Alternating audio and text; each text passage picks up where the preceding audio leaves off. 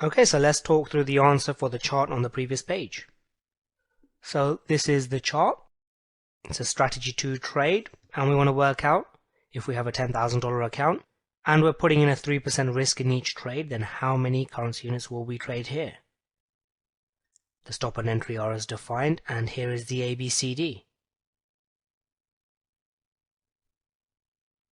So the entry is at 1.1067 and the stop is at 1.1054. Remember, we're only looking at 4 decimal places because 1 pip is 0.0001. So 1.1054 to 1.1055 is 1 pip. So the risk here is 13 pips.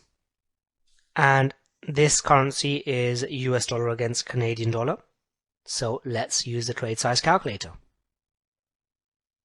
So we've got a $10,000 account, 3% risk, US dollar against Canadian dollar.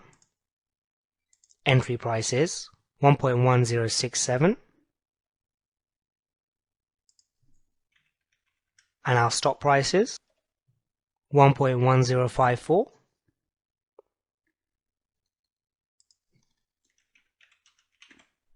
And we hit calculate, and the amount we should be trading is 255,392 currency units.